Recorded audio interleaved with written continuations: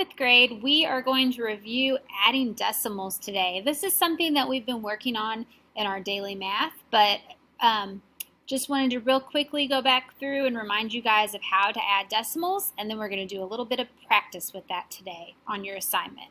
So first it tells me to add decimals. To add decimals, write the numbers vertically, that means up and down like this, and line up the decimal points. Then bring down the decimal point and add as you would with whole numbers. So let's look at example A first. I'm going to add 7 and 24 hundredths plus 3 and 87 hundredths. It tells me to estimate, so I'm thinking this is going to be like adding 7 and 4. If I round that 7 and 24 hundredths, it would round to 7 as my whole number, and 3 and 87 hundredths would round to 4. So I'm going to line up my decimal points after I write my numbers vertically, add them, and then once I add them, I got the answer 11 and 9 hundredths, which makes sense because 7 plus 4 would equal 11. So those two numbers are very, very close to each other.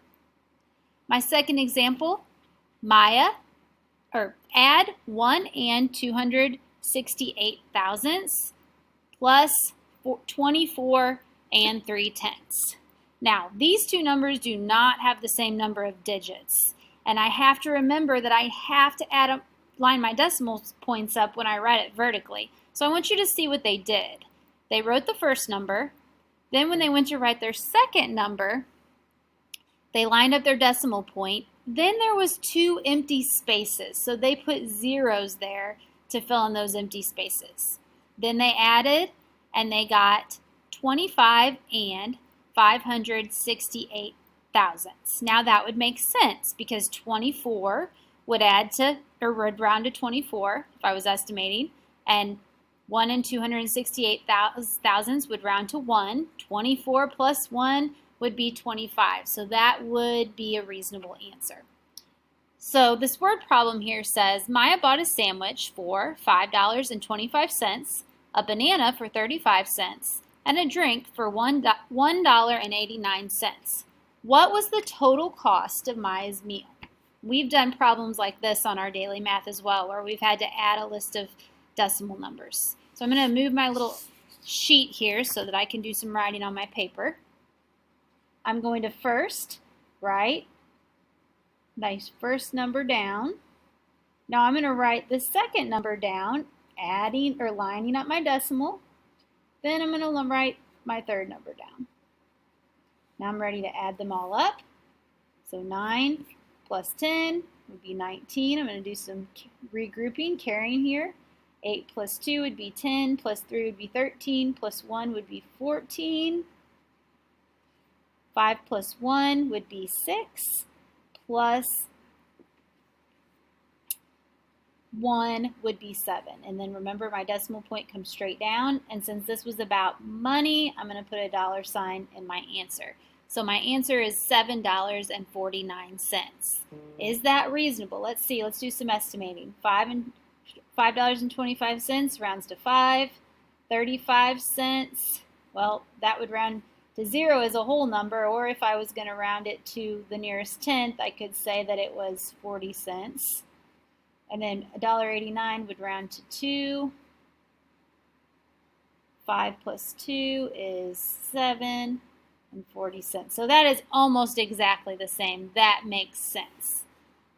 Even if I would have just rounded that to 0, 5 plus 2 would still have been 7, which is still close.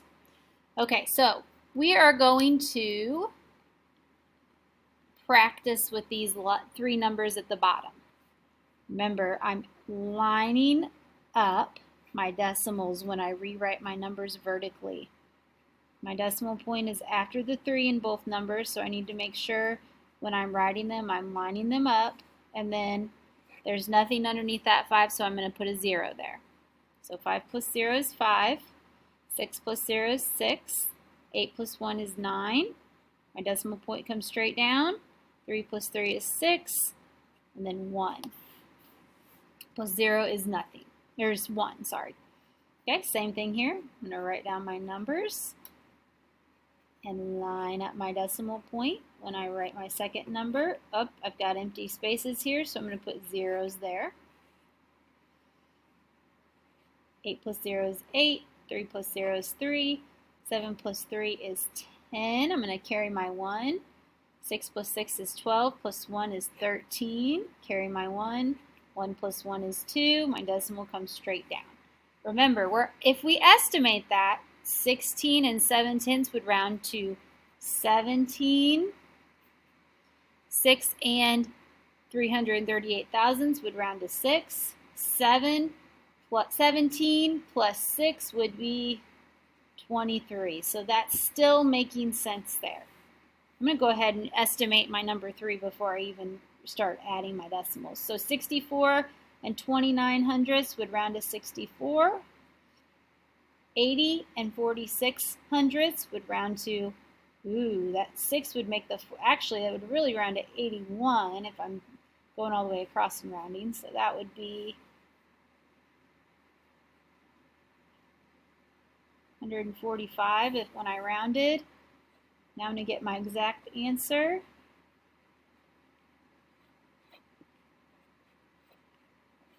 Adding decimals is so important for us to know how to do, because guess what? When we're adults, we're going to have to add money like this. So I need to really know how to do this. This is going to come in handy for me in the future. 9 plus 6 is 15. 4 plus 2 is 6. Plus 1 is 7. Decimal point's going to come straight down. 4 plus 0 is 4. And then 8 plus 6 is 14. So 144 and 75 hundredths is very close to my estimate of 145. Adding decimals is a breeze. You guys can do this. You're going to have a little practice slide where you're going to do some adding decimals problems. Please get out a piece of scrap paper and line up your decimals and add them that way. Then screenshot it and send it to me or Mr. Crow on Dojo or through email. Thanks, guys. Have a great day.